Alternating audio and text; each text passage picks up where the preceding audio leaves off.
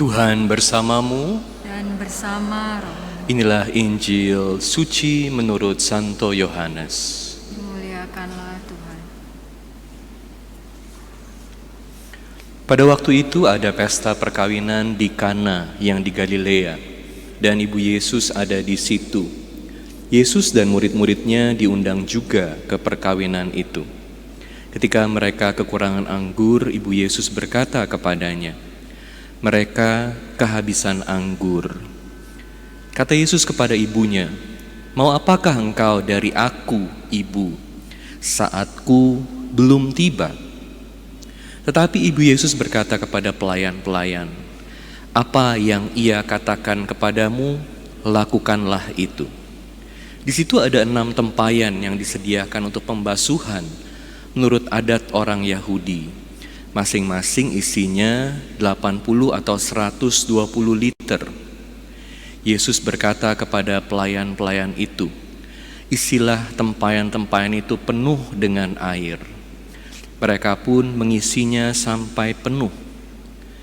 Sesudah itu kata Yesus kepada mereka, "Sekarang cedoklah dan bawalah kepada pemimpin pesta." Lalu mereka pun membawanya.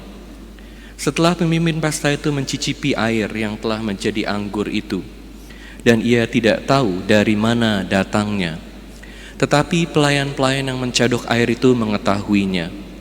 Ia memanggil mempelai laki-laki dan berkata kepadanya, "Setiap orang menghidangkan anggur yang baik dulu, dan sesudah orang puas minum, barulah yang kurang baik. Tetapi engkau menyimpan anggur yang baik sampai sekarang." Hal itu dilakukan Yesus di Kana yang di Galilea sebagai yang pertama dari tanda-tandanya. Dengan itu Yesus telah menyatakan kemuliaannya dan murid-muridnya percaya kepadanya. Demikianlah Injil Tuhan. Terpujilah Kristus. Apa yang ia katakan kepadamu, lakukanlah itu. Saudara-saudari sekalian terkasih dalam Kristus, dalam Injil hari ini kita mendengar kisah perkawinan di Kana. Kisah di mana Yesus mengubah air menjadi anggur. Dan kita semua sudah sering mendengar kisah ini. Hari ini kita mau diingatkan dengan kisah ini.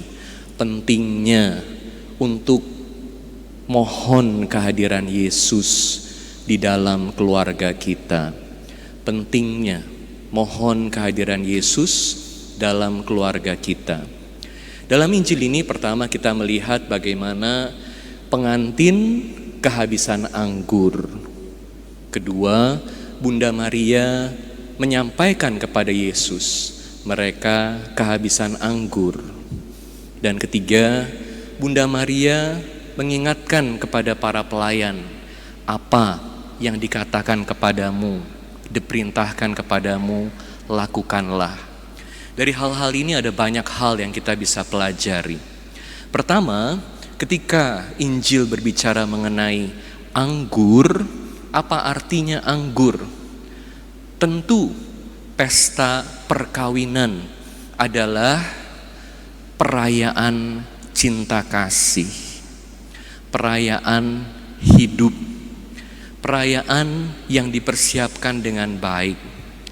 Anggur menjadi lambang sukacita, kebahagiaan dalam hidup. Makanya anggur ini menjadi elemen yang sangat penting dalam perayaan hidup. Kalau Yesus mengubah air menjadi anggur dan anggur yang dihasilkan ini berkelimpahan, itu artinya di dalam hidup keluarga kita, dan sangat signifikan karena Yesus melakukan mujizat pertama dalam peristiwa perkawinan. Artinya perkawinan, hidup berkeluarga adalah hal yang sangat penting yang membawa sukacita yang mendalam dalam hidup kita. Yesus mau supaya keluarga kita menjadi keluarga yang bahagia, yang dipenuhi dengan sukacita. Namun kita tahu bahwa seringkali sukacita yang hadir dalam pesta perkawinan saat cintanya ini masih membara ternyata tidak tahan lama. Anggur bisa habis, berubah menjadi air tawar, bahkan air mata. Dalam hidup berkeluarganya, kita semua tahu bahwa dalam hidup berkeluarga ada banyak sekali permasalahan. Bahkan seringkali ketika dosa mulai masuk dalam hidup berkeluarga, keluarga kita dipenuhi dengan air mata. Tetapi kita tidak boleh putus asa. Apa yang kita harus lakukan? Kita perlu mencontoh teladan Bunda Maria, datang kepada Yesus dan menyampaikan situasi kita. Seperti Bunda Maria menyampaikan situasi di mana pengantin kehabisan anggur. Jadi saat keluarga kita mengalami masalah harus berdoa. Kapan terakhir kali Anda berdoa bersama sebagai satu keluarga? Seorang ayah perlu memimpin anggota keluarganya untuk doa sama-sama. Seorang ibu ajak anak-anaknya untuk doa sama-sama. Satu keluarga yang berdoa bersama, Tuhan juga selalu persatukan, selalu lindungi, supaya ada jawaban dari berbagai kesulitan hidup. Ketika kita berdoa, tentu bukan berarti bahwa segala masalah akan beres sesuai dengan apa yang kita inginkan. Karena Tuhan selalu punya waktunya, punya caranya. Tapi kita perlu beriman seperti Bunda Maria, selalu melakukan apa yang Yesus katakan. Kenapa kok dalam Injil ini Yesus mengatakan saatku belum tiba? Apa artinya saatku belum tiba? Kita ingat bahwa Injil yang baru saja kita dengar ini adalah Injil Yohanes. Dan di dalam Injil Yohanes, ketika Yesus berbicara mengenai saatku, itu artinya Yesus berbicara mengenai saat di mana Yesus dimuliakan oleh Allah. Itu adalah saat di mana Yesus secara penuh taat kepada Allah, kepada rencana Allah. Dan dalam ketaatannya ini berarti Yesus mengorbankan hidupnya. Ini adalah saat Yesus, saat kemuliaan Yesus, saat pengorbanan Yesus. Jadi apa hubungannya dengan kisah perkawinan di Kana? Kisah perkawinan di Kana berbicara mengenai perayaan hidup. Ada anggur yang habis dan air yang diubah menjadi anggur yang berkelimpahan. Ini mengingatkan kita kepada janji Allah. Kalau Anda perhatikan, bacaan pertama diambil dari kitab Yesaya. Di dalam kitab Yesaya dikatakan bahwa Allah ini mau menyediakan pesta perkawinan untuk umatnya dengan anggur yang berlimpah. Artinya Allah mengasihi umatnya, dan janji Allah adalah supaya semua umatnya mengalami hidup yang berlimpah kebahagiaan, berlimpah sukacita. Dan ini adalah apa yang Allah sendiri akan sediakan.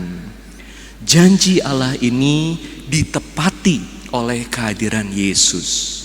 Perkawinan di Kana, di mana Yesus melakukan mujizatnya yang pertama, menjadi tanda bahwa Allah sedang dalam proses menepati janjinya dan membawa umatnya pada kepenuhan janji tersebut. Jadi peristiwa mujizat ini mengingatkan kita semua akan janji Allah. Kita harus percaya bahwa Allah tidak tidur. Allah setia pada janjinya. Tentu di saat seperti ini, apalagi di tahun-tahun yang lalu, 2 tahun terakhir, ada banyak yang kecewa pada Tuhan. Tuhan, kenapa kita udah banyak doa, udah mohon sama Tuhan, tapi kok doanya belum dikabulkan, atau tidak terjadi sesuai dengan rencana kita, sesuai dengan apa yang kita mau. Kita perlu ingat bahwa Tuhan itu selalu memperhatikan kita, dan rencana Tuhan adalah bahwa Dia akan menyediakan pesta buat kita semua, di mana anggurnya berkelimpahan. Kalau Anda dengar bacaan ini, ada berapa tempat air? Tempat airnya ada berapa? Dan masing-masing tempat air ini isinya berapa liter? Jadi di sini kita ingat ada 6 tempayan. Dan setiap tempayan dikatakan masing-masing isinya 80 atau 120 liter. Jadi kalau 80 kali 6 atau 120 kali 6 ini berapa? Berapa ratus liter? Artinya berapa ratus botol anggur. Maksudnya apa? Maksudnya adalah Allah selalu mau memberikan kebahagiaan, sukacita yang berlimpah. Dan itu yang dilakukan oleh Yesus. Makanya kita tidak boleh berhenti berharap, tidak boleh berhenti percaya, tidak boleh berhenti berdoa. Selalu mengundang Yesus dalam hidup kita. Dan dengan demikian Yesus juga yang menjadi kepala dalam keluarga kita.